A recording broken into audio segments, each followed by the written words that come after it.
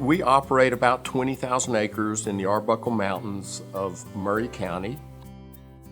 It's native rangeland. It's never been plowed. It's very rocky, rough terrain, but in the areas where we do have grass, it's very productive.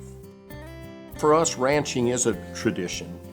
My wife and I are fifth generation ranching people, and it's a family operation. Ruth and I have been working together in the ranching business now for 33 years. My 3 kids are all involved, and we've given them ownership of the properties and of the cattle and so forth, so they feel they're actually a part of it, which is very important, in my opinion, when it comes to generational transfer and trying to maintain the integrity of a property into the future. We really have a strong sense of wanting to preserve the land for the next generations, whether it be our family or those in the future or someone else. And we just want to try to leave it as closely as we found it or better. He has it in his mind that it is for the betterment of the land. It's not just gain as much money as you can and then pass it along to your kids. It is what they're doing out here is for the betterment of the land. Our philosophy on this ranch is to allow long season rest. So we kind of split up the growing season, and we'll either graze a pasture from April to July or from July to November. You've got to rest during the growing season while the plant is growing to build up the root systems and give the plant reserves and put on new shoots and so forth. We have a trap system south of the house that we use to accumulate cattle into, but we also use these traps to wean our calves. And so we'll rest these traps, which are Bermuda grass typically, and run our calves on these traps for 45 to 60 days. The other thing I do, instead of fertilizing, we'll come in and overseed with legumes and grow a legume crop on there next spring to kind of fertilize these traps, if you will, for the following fall. It's like a cover crop, or it's a way to fertilize without using commercial fertilizer. And if I can get the legumes going and perpetuating themselves, I don't have to spend as much money on fertilizer.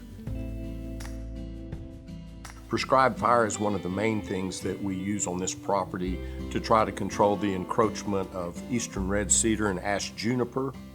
We sit on top of the Arbuckle-Simpson Aquifer, which is a tremendous resource in this part of the world. And a cedar tree can remove in upwards over 30, 50 gallons of water per tree per day, depending on the size of the tree. And it shades out underneath the tree to where you don't grow grass, so you tend to have runoff.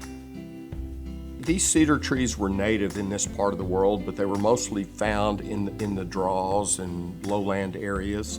And if you read anything, about Aldo Leopold and what he's talking about, you've got the axe, the plow, the cow, and fire.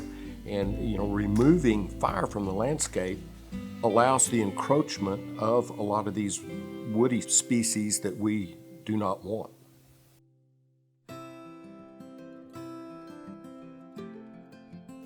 We're involved with wind energy to try to help sustain the ranch, because not every year is a good year in the cattle business. So it's nice to have a more steady stream of income to kind of ensure the long-term profitability of the ranch. Water is one of the most limiting resources we have on this property. We're rocky, so you can't just go out and build a pond and store water like most people would. And so we typically drill for water. When we find water, we will develop that and put in a solar well system that will utilize that water and fresh water for the cows. And I really like it better than the limited pond water we have, because it's always a constant temperature. It's cool in the summertime. The cows think it's warm in the wintertime. We use restrictor valves on these wells to reduce the supply of water, sometimes to match the number of cows that we have. We don't like wasting water. We're all about conservation on this ranch. It's about the plants, the animals, the livestock, the wildlife. We pretty much treasure everything that the land produces. It just makes me honored to know that we would be able to be a part of a large group of people that are all working toward the same mission. I've read the Sand County Almanac and know his book, and to me, this is probably the greatest accolade of my life to receive this award. It's not a small deal. I've gotten awards through the Cattlemen's Association. I'm chairman of the National Beef Board. But as far as receiving an award, I couldn't think of anything that would top this one.